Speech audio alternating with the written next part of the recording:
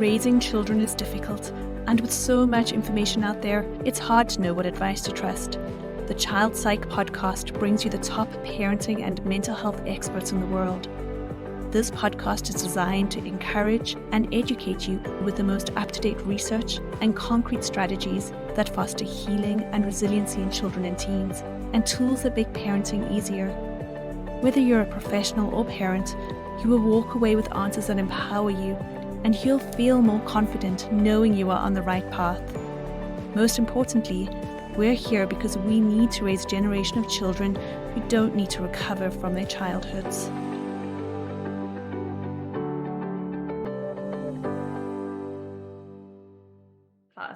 Our next masterclass is going to be with somebody who we admire so much at the Institute and whose work is deeply incorporated into nearly everything that we do now. Dr. William Stixrud is a clinical neuropsychologist and a founder of the Stixrud Group, as well as a faculty member at Children's National Medical Center and an assistant professor of psychiatry and pediatrics at the George Washington University School of Medicine. He is the co-author with Ned Johnson of the national best-selling book, The Self-Driven Child, which we have here, which is amazing, which has been published in 19 countries and, get this, 18 different languages. He and Mr. Johnson have also co-authored a critically acclaimed second book, What Do You Say? Talking with Kids to Build Motivation, Stress, Tolerance, and a Happy Home. Welcome, Dr. Stixrud. Nice to see you again, Tanya. Oh, so lovely to see you too. And I didn't include in the bio because we were making the bios a little bit shorter. I saw that you're also part of a rock band.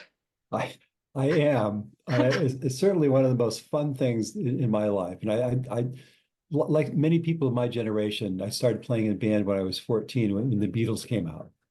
And then I took a little break from playing in bands, but I started again when I was 44, and I've been playing the last 30 years. I love playing rock and roll. I absolutely love it. I feel like we should maybe start your bio off with that next time. It's so cool. It's certainly a cool part of my life. Yeah. Dr. Stixrud, this book, The Self-Driven Child. Yeah. Like I said, it's deeply influenced not only my work at the Institute, but also my parenting. Yeah. It's absolutely beautiful. Can you tell me what motivated a book like this? Because really, there's not another book like this. It's very unique. So in the late, I first started reading about what stress does to the brain, including the developing brain, in 1998. Mm-hmm. And when I read, I knew a lot about stress and cardiovascular stuff, and but I didn't know about the brain. And when I read, I went, "Holy moly!" And because it's not pretty. And I thought about how stressed kids were. This is 25 years ago. Yeah. And then I started to learn about it, that one of the key factors in stress and what makes you stressed is a low sense of control. I heard a lecture in 2008 by a woman who was a neuroscientist who said, "I defy you to think of anything that makes life stressful that can't be that doesn't include the acronym NUTS: novelty or new situations, unpredictability, things you don't know what to expect, perceived threat." And that could be physical threat or just being, a kid who's afraid of being embarrassed, that kind of psychological or emotional threat, and a low sense of control. Mm-hmm. And it's that low sense of control that's the most stressful thing you experience, because you can be in a new situation, or an unpredictable one, even a threatening one. You have a sense that I can handle this. It's not that stressful. And also, I started to study, I saw so many kids who had disordered motivation, meaning either they just, like the kid we're going to talk about, they just didn't seem to be that motivated for anything, and didn't work very hard, and let other people kind of get on them all the time to try to make them work. And other kids who are just, I see a lot of kids who are just obsessively driven, will sacrifice anything for achievement in a way that's not sustainable, in a way that's not healthy for their brain, and in a way that decreases the chances they're going to be actually to enjoy their success. Mm-hmm. So as I studied motivation, Tanya, I discovered that the key to that self-motivation is autonomy. So I have control. I can make choices. I can make decisions. And I thought, we have this epidemic of mental health, and clearly, I mean, the Surgeon General of the United States last year said the defining public health crisis of our lifetime now is the status of adolescent mental health. And people at Harvard last year studied American teenagers all over the country, young adults, 18 to 25-year-olds, and say it's twice as bad for young adults. Oh. So we have all these stress-related, this crisis of stress-related mental health problems. Low sense of control is the most stressful thing you can experience. I also see that all these kids who have unhealthy motivation, and sense of control is the key to healthy motivation. I thought this must be a really big deal. And I started working with my colleague, Ned Johnson, who has very similar, we have very different professions. I mean, we both work with kids, but we have different professions. But we've had such similar experiences and our ideas really meshed. And so we wanted to write a book about how do you create a kid? How do you raise a kid who has that sense of control over his own life from the time they're pretty little? Because the evidence when you do that is so compelling in terms of how beautiful kids turn out and how much easier it is on parents not to be fighting with them all the time and not to feel that somehow I'm responsible for making them turn out a certain way. So that's a long-winded way of explaining why we wrote the self-driven child. It's really those two things. It's that the stress-related mental health issues and the motivational issues, both connected by a low sense of control, both corrected by increasing a sense of control. And Dr. Stixrud, it makes so much sense because when I think about myself in situations where I feel as if I don't have control over what's going to happen, it's awful. It's absolutely awful. Well, you think about, I mean, any kind of emotional issue that a kid has or that we have, think about anxiety. You'd like to stop worrying, but you can't. Your thinking's out of control. You're depressed, forget it. You have substance use problems. I mean, life is completely chaotic. You have no control. You realize I have no control over this. And I think that, and it turns out there's a lot of emerging evidence that the reason that cognitive behavioral therapy, the most kind of popular kind of evidence-based program approach to therapy for children and adolescents is it's the reason it works is it increases their sense of control over their own thinking, over their own feelings, and the confidence they can master them. Like I can handle my feelings. And so, yeah, it's a very powerful idea. And I'm just reading now about how it appears to be just this biological necessity that humans have. I read about 4-year-olds. We just recently read 4-month-old. And you teach them how to get a reward. They have to do something. They get a little reward for it. And once they learn that, and they're routinely getting the reward, you start giving them the reward without them earning it. They get mad. They want to earn it themselves. They want to. 4 months. Yeah, 4 months.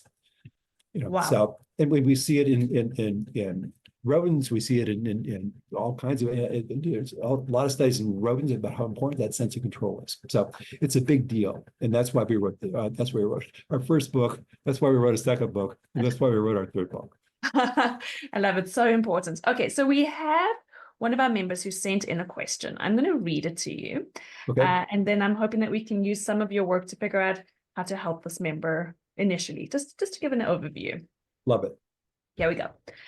My daughter Haley is 14 years old and everything is a struggle. She spends all night on her phone. She's constantly tired and I feel like she's basically just coasting through school. She tells me she's stressed out all the time, but honestly, I don't know what she's stressed about. Homework is a nightmare with her. She just doesn't hand in her assignments. Every few days we have a massive blow up and I take away her phone. We've tried everything. I just wish she would realize that she's screwing up her life. Her dad and I think she is university material, but at this rate, she's not even going to finish high school. I worry about her all of the time.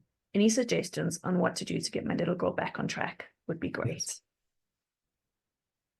Well, I think that the principles that we're going to talk about today will be life-changing if you really can apply them. Do the best you can. It doesn't have to be perfect. You just do the best you can. You apply them. It'll be life-changing for you and for this mother and her daughter.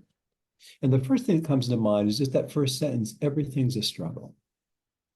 And I think that we know that this is a 14-year-old, the thing that's the closest, the nearest thing to a silver bullet for protecting the kids against emotional problems is a close relationship with their parents.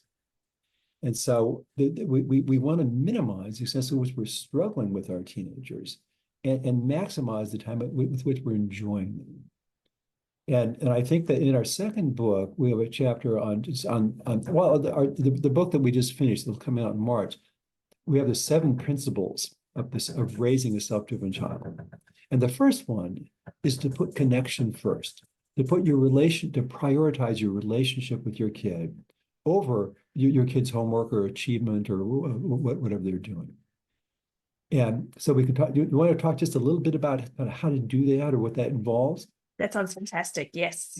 So I think that ideally, home feels like a safe base. And I'll come back and talk more about this with another principle. But ideally, home is a kind of pretty low stress place, right? The world is stressful enough outside the house, come home. And so that's what we want. We want the home to feel like a safe base. And to help our kids, the primary thing we can do is to let them know that they're deeply loved and try to understand them before we judge them. And when this mother, understandably, it's stressful. When it says, I don't know what you're stressed about. Well, let's try to find out. And if we say, I don't know what you're stressed about, it's unlikely the kid's going to. Absolutely. Yeah. So what we want the 2 most powerful tools for really building that emotional closeness with kids are expressing empathy. And I understand, even if I don't necessarily agree with their interpretation or anything else, I'm trying to understand you as a person, and I respect you as a person. And validation. And empathy is things like, we use the reflective listening to express empathy, which is like, if you tell me I'm really upset because my daughter is the only 3rd grader that didn't get invited to a birthday party. I'd say, so what I'm understanding is that you're really upset because you're afraid that because you're concerned about the effects on your daughter of being left out of this invitation. Mm-hmm. I'm just trying to understand. I'm not trying to judge. Yeah. And the validation is letting kids know that most people, your feelings are kind of normal. And so you say, I think I'd feel like that too.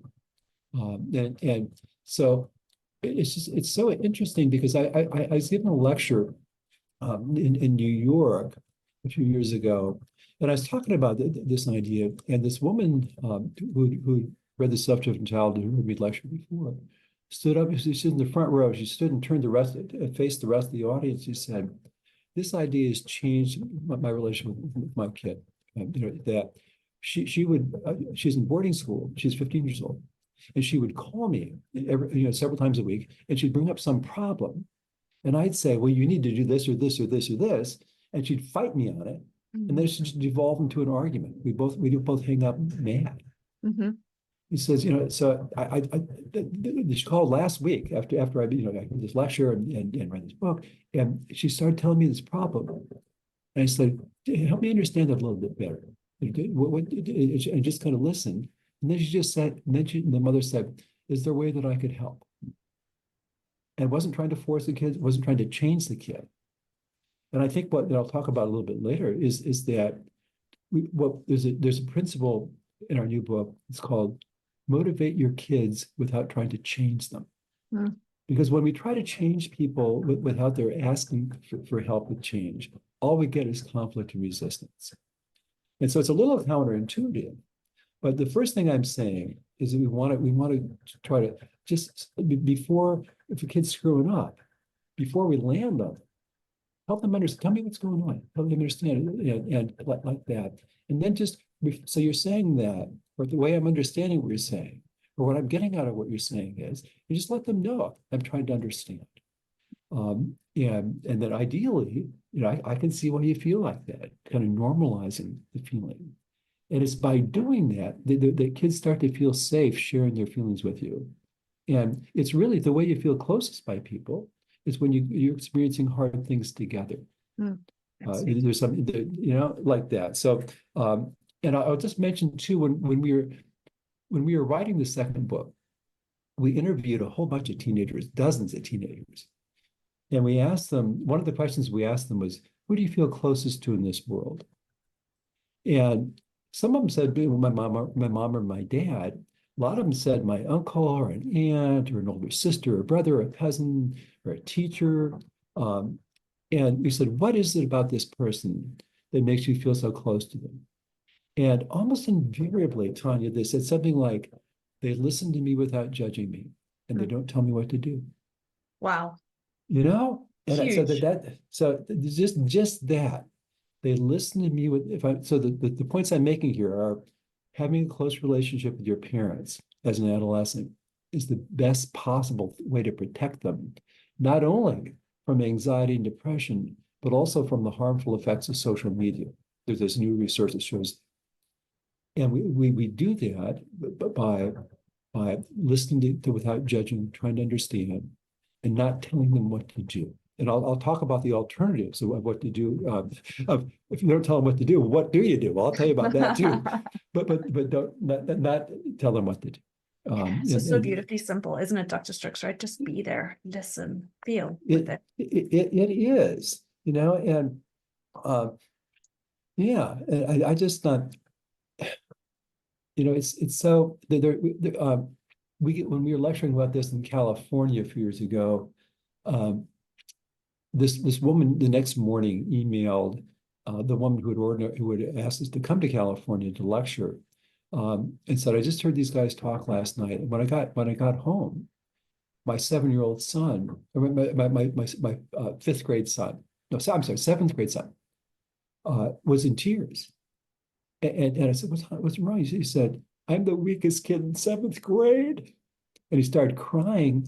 I mean, he was crying. And she said, ordinarily I would have said, well, honey, that can't be right. I mean, or, you know, well, you're good at other things, or everybody in our family is a late bloomer, so something. I would have tried to talk him out of it, tried to reassure him.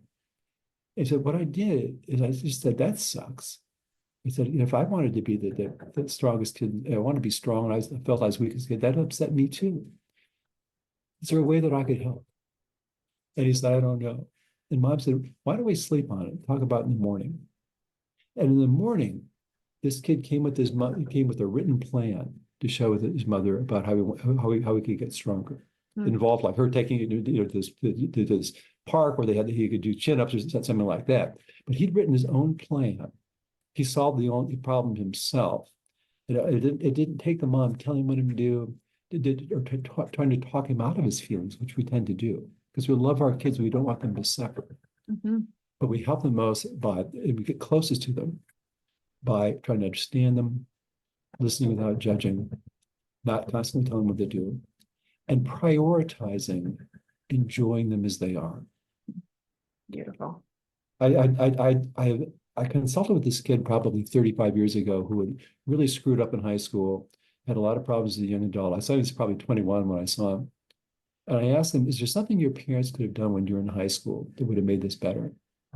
And he said, I think it would have helped if they'd been happy to see me sometimes. Oh, When our kids are really screwing up, it's hard not to be constantly disapproving of them and letting them know that they're screwing up their life. And I just think that's the opposite of what we want to do. We want them to and so I'll talk more about that. But the first idea I want to share is this idea of put your connection first. And so many parents tell us, so many parents of young adults tell me and my co-author, when I look back, I wish I'd spent more time enjoying my kid than fighting with them about stuff. yeah. Huge. Huge, huge, huge. Do you want me to keep going, or do you want to? Yes, keep going, keep going. So the base is that we want a safe base for our child where they go, I am deeply accepted and loved. So then they can rest.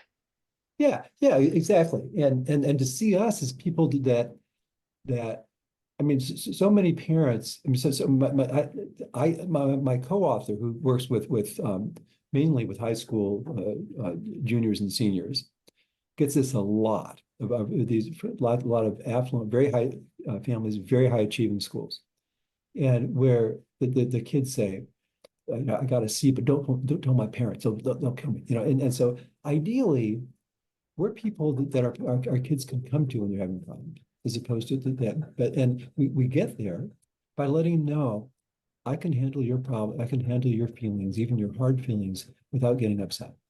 I can understand. And if I do get upset, that's on me. Like that. So yeah. So that's the when we thought about the stuff we've been lecturing about for 15 years and writing about that's in the last 7.5 years or so. It's really the first thing is just putting connection with your kid first. Beautiful. I love it.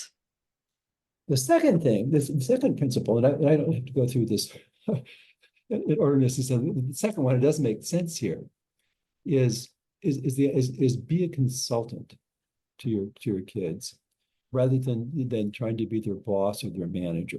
Biggie. That's a biggie. But I got to this idea in part because very early in my career, I'm a neuropsychologist and I test kids who are having problems. And I saw a lot of kids who had learning problems, had ADHD, or this and that. And well, the parents would say, "Oh God, it's like trying to get them to do homework is like World War III." And I talk to these kids, and I'd say, if you don't turn in an assignment, who's most upset? And invariably, Tanya, they said, my mom. Mm-hmm. Who's next most? I used the family therapy technique. I said, who's next most upset? Well, my dad. Who's next most? My teacher. Who's next most? My tutor. Then my therapist. Then my dog. They were never on the list. Where are you? Yeah. And I thought, and I noticed that if adults were spending 80 units of energy trying to make a kid do his work, the kid would spend 20. Mm-hmm. And if the adults got more anxious and ratcheted up to 90 units, the kid would spend 10. And I realized it doesn't change until the energy changes.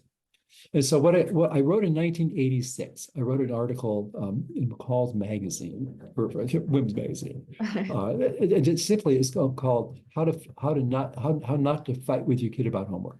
And the first thing I suggested was just tell your kid, I love you too much to fight with you about your homework. Oh. I love you too much to fight with you about your homework. And the implication is, you're much more important to me than your achievement is. And then you say, I'm willing to do anything I can to help you. I'm willing to be your homework consultant. I'm willing to, if it help you, I'll meet with you every night. I'll go over your sign. I'll do everything within my limits. I'll help you in any way I can. And if I can't help you, I'll try to find somebody who can help you. But I don't want to fight with you. You're the most precious thing in the universe to me. I don't want to fight with you all the time about something like this. And also, I don't want to act like somehow I'm supposed to be able to make you do your homework. I couldn't make you do it. All you'd have to do is flop on the floor or close your eyes or start screaming or do something. I couldn't make you do it. Yeah. And just recognizing, I mean, certainly one of the most empowering things for parents in general is when you make peace with the fact, I really couldn't make my kid do anything against their will. And you stop trying. And you find other ways to try to influence your kids as opposed to control them. It's really powerful. And so the second idea that comes to mind in this, so the three questions that I suggest reflecting on in this kind of situation, your kid's really struggling. So they're doing everything wrong. And the worry is they're screwing up their life. And this will follow them the rest of their life. They won't have a future, that kind of stuff. So Dr. Stixrud, which is exactly Haley's mom's worry. It's amazing. As you say that, I'm like, that's exactly it. Is that this child, what's going to happen with her? I'll just say parenthetically, all our worry about our kids, it's about the future. Because if I had a crystal ball and I could say, I know your kid's really struggling right now, but by the time she's 21, she's going to be incredible. You won't believe it. You wouldn't worry so much. No. It's all about the future. And so when one of the principles we'll talk about a little bit later is this idea of becoming a non-anxious presence in your family. And one of the ways we can do that is to take a long view. And I'll talk more about that in a few minutes. Is that okay? That's perfect. That's perfect. Yeah. So the three questions I suggest asking are, whose life is it? Whose responsibility is it? And whose problem is it? And I frankly think that one of the best things we can do from the time our kids are really little is to have the idea, this is their life. And when you communicate to kids that time they're little, you want to do it this way or this way. That I recognize you're an individual person. That you don't have to like everything that I like. You can see things your own way. That it's incredibly powerful in creating this sense of control. And so I think that once we recognize it's a kid's life, then what we want to do is our goal is to help our kids learn to run their own life over time. You don't let a 5-year-old decide whether to cross the street on with a busy street without holding your hand. Yeah. But over time, what the goal is, by the time kids leave home, they can run their own life. And I say that because, at least in the United States, I mean, just a huge percentage of kids go off to college and without experience running their own life, and they just run it to the ground. They're home by November. They've already failed. And even really high achieving kids. I was lecturing in Houston right before the pandemic, and I happened to mention that probably the most elite high school in DC, in Washington DC, and this woman said, we know, and I don't know why I mentioned it, but this woman came up to me afterwards after I lectured, and she said, I'm a psychotherapist here at the Menninger Clinic in Houston, a really good mental health place. And we know the school in DC really well, because so many of the graduates get into the top colleges in the country.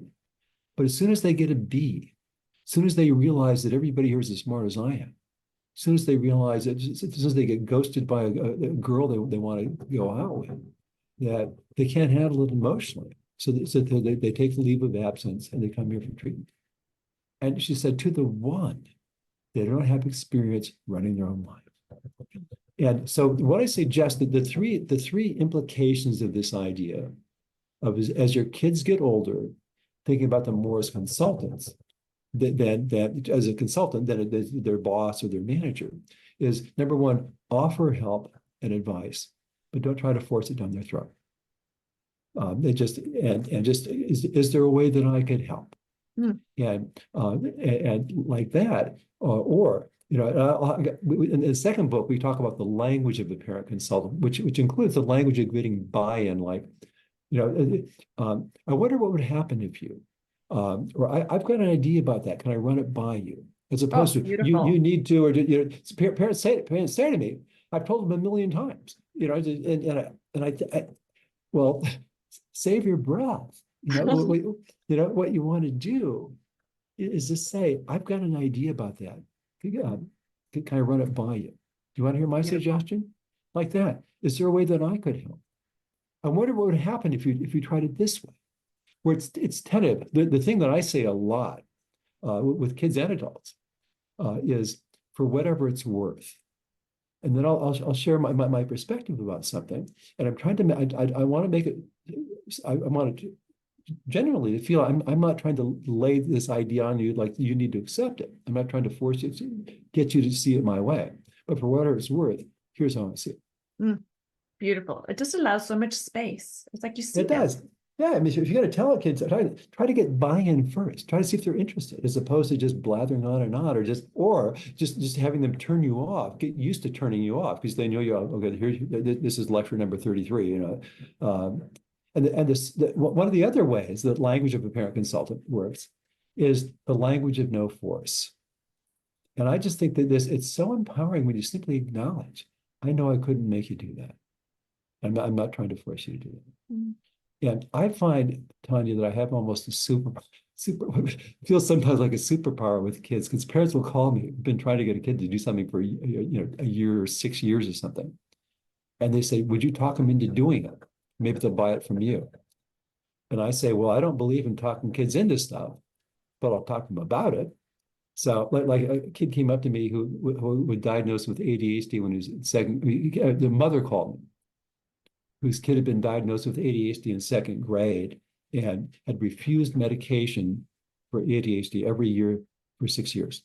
He was in 8th grade, applying out to public high school, private high schools in a Catholic school, and was getting all low C's in every subject, and he refused to take medicine, told his pediatrician, make me, and the pediatrician tried to get him to do it a year earlier. So I sat down with him And he knew what that he expected me to lecture him about medications and you need to try this. And I just said, first thing I want to tell you is that I don't want anybody to try to make you take this medicine. He said, yeah, you're smart enough to figure out whether it helps you or not. I don't want you to take it if it doesn't help you. I don't want you to take it if it has terrible side effects. But I do think it may be in your best interest to try it and see what it does, and then decide whether you want to use it or not. Because there are people where it's like turning on a light switch. And he wanted to start it. He couldn't get it for 2 or 3 days, but he wanted to start that day. Yeah. Once the energy changed, it's just going to be your call. Nobody's going to force you. He'd been fighting for 6 years. Oh, that was it. Same thing. The kid had been refusing to do, this Jewish kid, refused to do his bar mitzvah for 1.5 years. I simply advised the mom, tell him, obviously, we couldn't make you do it. What are we going to? We couldn't make you learn the portion of the Bible you need to learn and get up on the stage and we couldn't move your lips. We couldn't make you do this. But it's really, and at the same time, it's really important to us. It's important to your grandparents, important to your friends and your uncle. We all want to welcome you to the Jewish community. And we hope you can find a way to do it. A couple of days later, the kid comes back and says, okay, I'll do it. And then he negotiated. He didn't want to do it in front of the whole community, the whole synagogue. They arranged, but he did it after 1.5 years of resistance. wow. And so that basic idea, so the first thing is we offer help and advice. And we encourage kids to make decisions about their life. With 2-year-olds, you say, do you want this way or that way? Which do you want to wear? Which like we just simply want their opinion about things. Mm-hmm. And as they get older, we encourage them to make their own decisions. And by the time they're teenagers, I suggest we require them, at least, and we can help them. We can give them advice or have them talk to other people who know more about stuff than they do, or even than we do. But I think the best message you can give a 14-year-old, besides I'm crazy about you, is I have confidence in your ability to make decisions about your own life and to learn from your mistakes. And I want you to have a ton of experience at doing that before you leave home, because that's how kids become good decision makers. Oh, and so it's offering help and advice, not trying to force it down their throats, and finding a skillful way to communicate what you think is the right thing. Beautiful. 2 is encouraging kids to make their own decisions and expressing confidence in their ability to do so. I just got an email from my mom. I never tested her kids. I'd met them once, but I never tested them. But she worked for me. The mother worked for me briefly, and she remembers me telling her this idea about trusting kids. Don't try to force. Encourage them to make their own decisions. And she said that her 35-year-old son is getting married. She says, he's the happiest person that I know. And she said his fiance, he didn't choose a future that I would have chosen for him. He didn't want to go to college. He's a rock and roll musician. He does these service jobs for making extra money. But he's the happiest person that I know. And his fiance said he's the most confident person I ever met because he trusts his own decisions. Huge. Yeah. And the third thing, and this is really relevant here too, is the way that kids develop high stress tolerance and ability to handle life is by solving their own problems.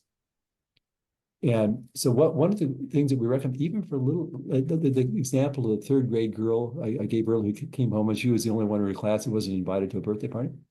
The first question we ask ourselves is, whose problem is it? Mm-hmm. Because we're wired as mammals. We're wired to protect and to soothe our young.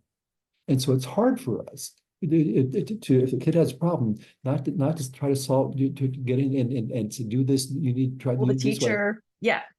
Or intervene in some way. And it's just that when the experience of something stressful happened and you're trying to figure out how to solve it, that changes the brain in a way that over time, that as stressful things happen, you go into the coping mode with it. I'll explain why, but you go into coping mode as opposed to freaking out or giving up or trying to get away. Yeah. And so what happens in the brain is that when you're trying to solve a problem, you're actively engaged.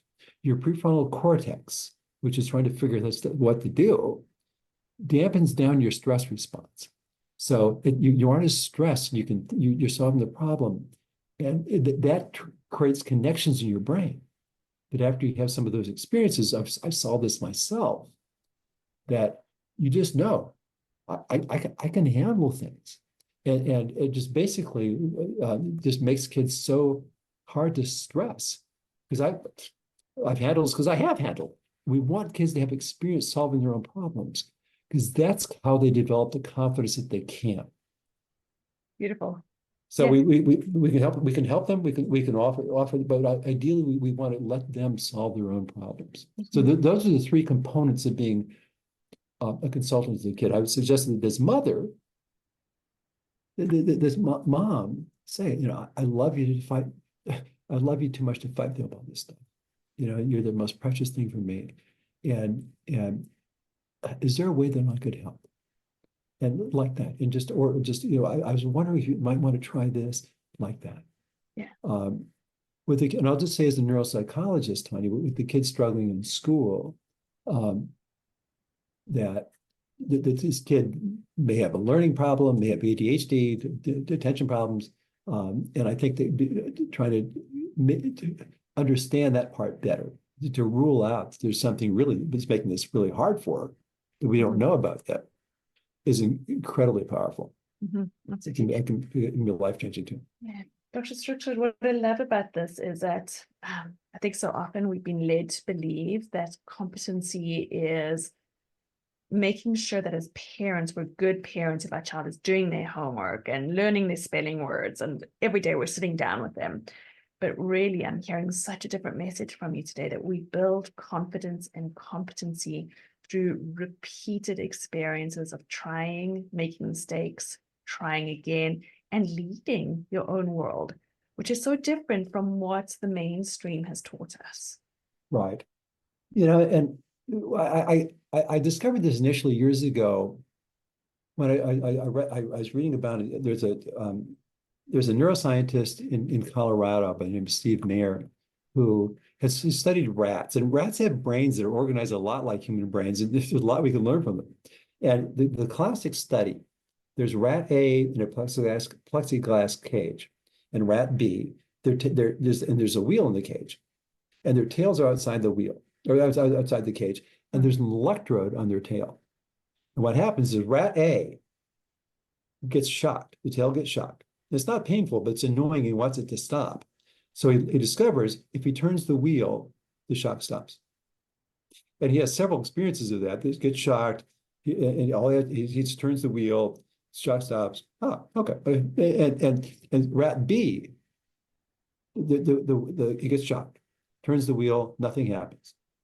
His shock only stops when rat A turns the wheel. Ah. Rat A has this experience. And again, when rat A is turning the wheel, his prefrontal cortex is activating, dampening down the stress response. So he's in coping mode. He's not as highly stressed because he's doing something about it. And eventually, you can disconnect the wheel from the shocking apparatus. So he gets shocked, and he's turning that wheel, and the wheel's not stopping the shock, but he's not stressed. He's just coping. Rat B, who didn't have the experience of being able to control a stressful situation, becomes a nervous wreck. Very easily stressed. And this kind of thing has been replicated with both children and adults as well. When you experience, I can handle this, that's what builds confidence. So it's those three things, I think, and just think we want for this girl, just to summarize what we've talked about so far, is to feel loved and accepted for who she is. We also wanted the parents to not spend unnecessary energy trying to force her to do stuff and fighting with her about stuff, and just and treating her respectfully, because she wants her life to work. Part of the reason we encourage kids to make their own decisions is they don't want to screw up. They don't want to be failures. They want to be successful. And that's the energy we want to side with. And that's why we don't let them make their decisions about stuff they know nothing about. We want them to make informed decisions, meaning in this area where I live, a lot of kids are deciding, the parents are deciding, should my kid go to private school or to public school? And once they're, I'll see them at first and second grade, but safely, certainly by the time they're fifth or sixth grade, I say, I want this to be their call. What you do is you think through with them all the pros and cons. You ask them to talk to other people who know the schools or whatever better, and then you make a list of the pros and cons of public versus private, and let the kid decide. And my experience, Tanya, is that kids can make as good as decisions for themselves as I can make for them. I don't, parent, we don't always know what's right. We don't always make, a lot of, and so that idea is expressing confidence. This is your life. And it's not like, this is your life, buddy. It's not like that. That's a beautiful thing. This is your life, and you get to create it. And I'm confident you can. And I love, and as you said, Dr. Stixrud, it's just a shift in energy. It's such a huge shift. Like, okay, yeah, I mean, when we were on our second book, we thought about it a lot. We kept coming with this idea, just changing energy. That's what it is. I'm not, it takes two to fight. I'm not gonna. I just care too much about the fight. It's just not real, and it doesn't seem to help. Absolutely. Yeah, I love it. Yeah. One other thing. The third. I'll just mention briefly. The third principle is called communicating healthy expectations, and this is really pretty interesting, pretty helpful. I can summarize it very briefly. The research on expectations, parents' expectations for kids are very powerful. And at the same time, the most powerful way to communicate high expectations for kids is to express confidence in their ability to perform at a high level, to accomplish their own goals. I think that if this is important to you, you work hard, I'm pretty confident you can get there. As opposed to saying, I expect you to do this. You need, and I'll be disappointed if you don't, or there will be consequences if you don't. It's actually more effective to express confidence. I'm sure, I know you can. I'll be surprised if you can't, if you work hard at it. I'll support you to do it. And the next one is called teaching kids an accurate model of reality. And I don't know life in Canada. I've never lived in Canada. I love visiting Canada, but I've never lived there. So you'll tell me, Connie, how much this applies. But as we talked about earlier, this mom's major worry is I'm afraid she's screwing up her whole life. Now, what I tell kids who are in this kind of situation, if I sat down with this woman's daughter, I would say, the first thing I want you to understand is that I know things are hard right now, but you haven't screwed up your whole life. I said, in fact, you could flunk every single one of your classes for the next 4 years. And if you decided that was a bad idea, you could, at least in the United States, you could go to community college, which is open enrollment. They don't care about your high school transcript. You don't have to have a high school degree even. And you can get, once you get about 30 credits, which is 2 semesters, you can apply to virtually every every college in the country, and they don't want to see your high school transcript. So just and when I tell kids that, sometimes parents say, don't tell my kid. but what I found, Tanya, is that invariably it motivates them, because like this daughter's feeling, what's the point of trying? And this girl, I believe it's quite likely this girl has had the experience of actually trying to work hard, do better, and it didn't make that much difference. That's why I'm wondering whether there may be some kind of learning issue here or an attention issue, or whether she's just so anxious now she can't make. I mean, it's certainly the major manifestation of anxiety is we avoid stuff.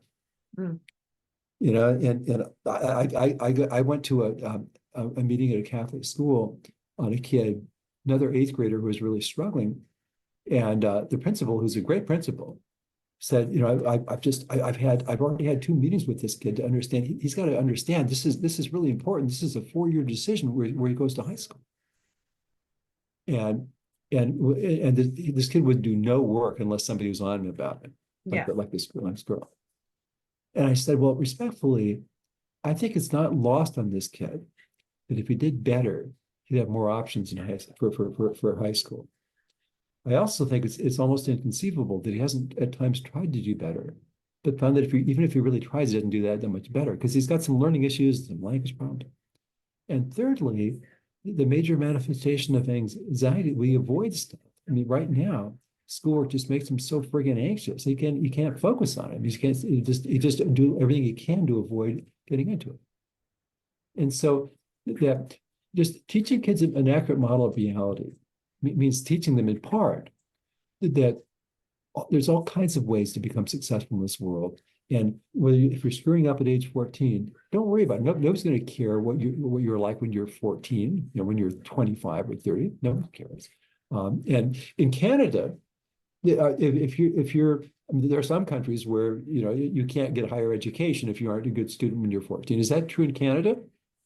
Um, Not necessarily. I think that there's ways for people to come back later, just like you're saying, and do Well, it in an alternative way.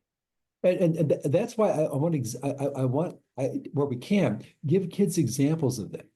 Give kids examples because that I mean I saw this kid a few years ago, and he was going to a local really high achieving high school here, and he had like a D plus average or something. Well, he's passing, like a D plus or a very low C minus average, and he's like 16 years old.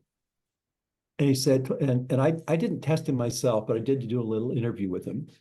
And he said, I do no work. I do no schoolwork. He said, I just manipulate my teachers to kind of get through my classes and it passed me, but I do no work. But he was passionate about there's a county rescue squad. The volunteers work the fire department, and this rescue squad. And he loved it. He was really good at it. And I said, am I the only one who thinks you ought to drop out of high school? I'd never met his parents, Yeah. and so I said, you don't need, you're 16, you don't really need to be in high school, and you could start taking, you could work with the rescue squad, and then start taking college classes when you're a little bit older, and just why don't you look into it? And so I met with his parents the next week, and we're both university professors. And I didn't know how this is going to go. I'm sure he shared the conversation with his parents, Yeah. and they said, "We can't thank you enough." He forgive my language, but he came home and he said, "I haven't fucked up my whole life." Oh, And he said, I go to community college, and then I could transfer to the University of Maryland. They have a fire science program, and so he looked a little bit more into it. And he found out that he couldn't continue with the rescue squad if he wasn't in school. Then school became his thing. And his mother called me 2.5 months later and said, he's got his grade point average up from a 2.1 to a 3.6. They've got to be high A minus average. And he said, I want you now to meet with his twin brother, who's always been really successful. But the twin brother is really concerned that unlike his brother, who's turned his life around, he doesn't have a passion. amazing. And so the idea is, and that happens every time. Every time I tell underachievers, kids who are really struggling, that I don't care. This isn't easy right now, but I'm not worried that you screwed up your whole life. I want you to get things together. I want you to learn how to work hard. I want you to be able to how to do stuff you haven't figured out how to do yet. But I don't want you to have this added burden of torturing yourself, thinking I've already screwed up everything. So empowering. So empowering. And just a couple of other things briefly. I mentioned earlier, Tanya, this idea of one of the principles in our new book is motivating kids without trying to change them. And it's just, in my opinion, this is so interesting because when parents say to me, and the parents ask me all the time, how do I motivate my kid? How do I get him to care more about school? Yeah, that kind of thing. And one of my kind of postulates of motivation is you can't make somebody do something against their will. You can't make them want what they don't want. You can't make them not want what they want. So you try to work with what do they want? What do they want? And so I realized that when parents say, how do I motivate my child? What they're really saying is, how do I change my child? My child's not motivated. How to get him? And so I studied the science of change. And what I learned, as I kind of alluded to this earlier, is that you really can't change somebody who's not asking you to help them change, or we just get conflict and resistance. And I looked at something called, do you folks know the space program? Have you heard Yes. of this out of Yale? Dr. Lebowitz. Yes, Yes. yeah, yes. And so we give two examples in this chapter of ways to help kids change that don't involve trying to change them. And one is the space program, and it stands for supportive parenting of anxious childhood emotions. And it's a program for treating anxiety in children that's as effective as therapy for the kids themselves. And it only works with parents. And what the parents do is they express confidence. They use empathy and confidence, saying, I know that waiting at the bus stop by yourself is really stressful. I know that you're really anxious. And I'm 100% confident you can handle your feelings. And if you've been waiting as a mom or been waiting, standing with the kid waiting, and you're the only mom there with the others, all sixth grade kids or all middle school kids, and you're the only middle mom there, thinking that's going to make him, he can't handle it. You're thinking, well, this will make him less anxious. Well, over time, that kind of what they call accommodation actually makes kids more anxious. And so the second thing that parents do besides that empathy and expressing confidence is you say, I used to think that standing at the bus stop next to you, with you, was making you less anxious. But I realize now I've been doing it for a month and it hasn't made you, in fact, that you think you're more anxious. So I'm not going to do it anymore. And there's a very precise way you do this. But the idea is you let him basically deal with his own feelings and learn that I can I can handle my own feelings. But I love that idea. And there's another approach that we talk about that I won't go into. It's called motivational interviewing, that was discovered by psychiatrists, it was created by psychologists who worked with problem drinkers.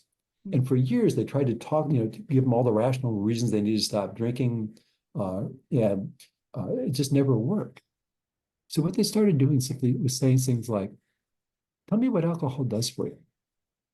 And but people would say, well, I'm so much more relaxed. I don't feel so stressed about it at work. I'm more fun to be with socially. And eventually what they say is, but it's expensive. And also, I'm afraid that my wife's going to leave me because I'm irritable at home and we're starting to wear off. And they start to talk about the problems and they start to voice their own reasons for changing.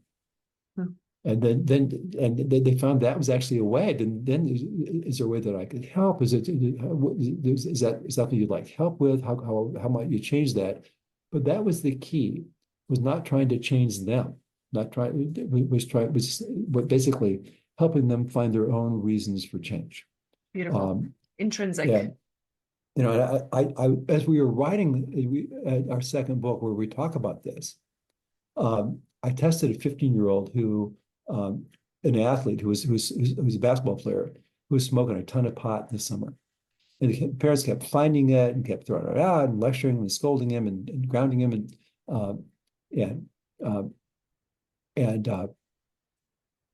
I sent the mom a sample, a draft chapter, this chapter where we talk about this, what we call the language and silence of change. And I said, so what she did was she just said, tell me what pot does for you. And he just waxed rhapsodic about all the, I'm so much more fun. I don't worry about all the stuff I used to worry about. I'm happier. And then he said, but the problem is I can't practice hard enough to make the varsity in basketball, to make the varsity this year. And I'm really worried about that. And she said, "Is that something you'd like to change?" But and by the end of the summer, this kid wasn't smoking pot anymore. And it started Amazing. out not by changing the energy, and not by just landing on him and judging him, but trying to understand. And then, is there a way that I can help? Now, there are kids who are seriously have serious substance use problems. We get treatment for those kids. And I think so that this isn't necessarily, it doesn't work like that for everybody. But it's an illustration of simply this idea, what you're commenting on is changing the energy and not trying to force and not acting like somehow we can change somebody against their will. And there's more skillful ways. And the way skillful ways, we help them find their own reasons for change and support those. Beautiful. I absolutely love it. It's so, so, so powerful, Dr. Stixrud. It changes everything.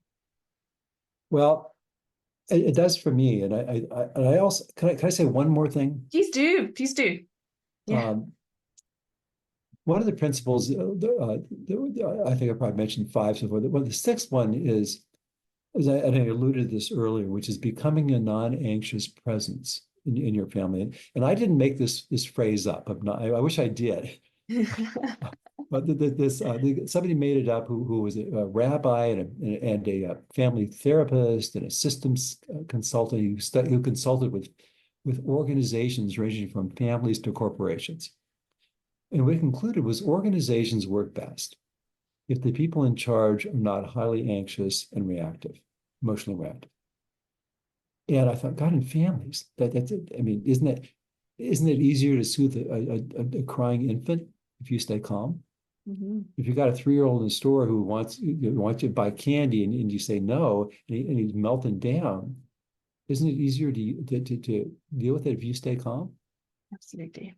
If you've got a 15-year-old who you find pot in his room, might it not be better to try to stay calm, talk to him calmly about it, try to figure out rather than just kind of getting mad, landing that. And so I thought, this really being a non-anxious presence is the language that this man used. It's so beautiful for thinking about what we want to be in our own family. Mm-hmm. And we know in our first book, Tanya, we talked about stress being contagious. In our second book, we talked about calm being, because all emotions, you pick up emotions from other people. Yeah. And so if we're calm at home, our kids feel it. If we're stressed, they feel it. If they're stressed, we feel it, which is why we work on ourselves to manage our own anxiety as much as we can so that we can be a non-anxious presence. Mm-hmm. And we do that in part by taking this long view. And one of my things I deeply wish, I've been a neuropsychologist for 40 years. I've seen thousands of kids. And I've seen at least 1,000 kids who were a disaster at age 14 and who turned out great. And I get feedback from parents all the time about this. And I wish I could implant in my brain the knowledge of these 1,000 kids, the stories of these 1,000 kids, and how they're just a hot mess at some point in their life, and they turned out great. I just wish I could impart those circuits in my brain that know that into the brains of all parents. Mm-hmm. Because all our worry about our kids about their future. And if we calm down and we stop acting like, we don't stop thinking that we got to turn this around immediately. We start trusting the kid more. The kid wants to figure this out too. And we want to build that close relationship. We want to listen without judging. We want to offer help and advice. We want to encourage kids to make their own decisions and solve their own problems. Just over time, things get so much easier and so much better for everybody. It's so beautiful. And Dr. Stixrud, just to finish there, I think what really stands out for me there as a mom myself is that in kind of giving up all of this control and worrying about the future, there's this beautiful gift that I get to be with my child right now. Well, I know. And the cool thing is, you aren't supposed to be able to control your child. You think about, I remember when I did my internship in clinical neuropsychology at the Children's Hospital in Boston, there was a pediatrician there who was the most famous pediatrician in the world. Barry Brazelton was his name. Mm. And I remember hearing about these infants who wouldn't eat, these failure to thrive infants. And Brazelton, who was on that ward, and also, there are kids that the greatest pediatrician in the world couldn't get kids to eat. And you think about, can you discipline a 1-year-old? Can you discipline a 2-year-old? You can't. And just the idea is you really can't make if you got a 3-year-old who you're going to visit, you're taking them to the doctor and they refuse to get in the car, you can carry them to the car, but you can't make them get into the car. Yes. So that and once you make peace with that, means I'm not supposed to. I'm not supposed to be able, that's not part of my job description as a parent, is being able to get my kids stuff to do what I want them to do, or I think they should do. My job is to love them unconditionally, express confidence in them, model the qualities I want them to have. Teach them where they're open to my suggestion. Set limits. The kids need limits, but ideally we work out limits with them that make sense to them, and which applies a lot to technology and getting kids. This woman's kid was on her phone all night, and that's something you want to negotiate with your kid. And I think that rather than taking it away as a punishment, I think that talk with the kid about, let's talk about the phone. And I want you to tell me what you understand about the phone and sleep. And most high school kids that I see, I say, how much sleep do you think a kid your age needs not to feel tired? And they often say, well, it's 8 or 7 or 8. It's 9 or 10. Wow. At least in American high school kids, but they average 6 hours of sleep when they're in high school, so they're just profoundly sleep deprived. And some of that it was bad before the cell phone. It's worse now. But I think what you want to do is you want to just kind of problem solve with your kid. Do this kind of collaborative problem solving. That if you pay for your kids' minutes, you give your phone use. You say, look, I feel like I'd be the worst mother in the world if I let you stay up and get 4 hours of sleep with your phone all night. And so I can't pay your minutes unless we work on a reasonable kind of plan for your phone at night. Mm. You got to focus on what you have control over, where it doesn't feel, it's not, you screwed up, so I'm taking something you really like away. Mm-hmm. The goal is ultimately to kind of model for them and teach them how to manage the use of technology, which is not easy. It's probably the hardest challenge.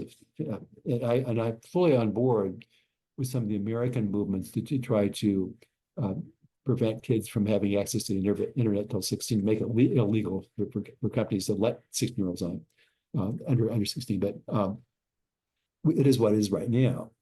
And I think that the way we do this is not by trying to constantly police kids, but by negotiating with them and helping them, working out limits that either you couldn't live without. Ideally, that work for both of you. But one of the best things you can say to your parents is, I couldn't live with myself if I knew I was letting you do something that I know. Everybody, all the research suggests, all the experts say is harmful for you. I couldn't live with myself, so I'm not going to let you do that. So there's some ways that we said that's the way I suggest with technology, and where you have leverage to pay for it.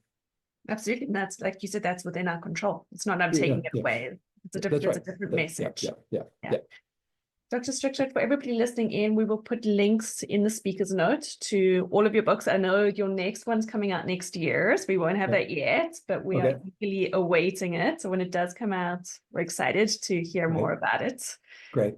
Yeah, thank you so much for your work. Just incredible. Just so inspiring.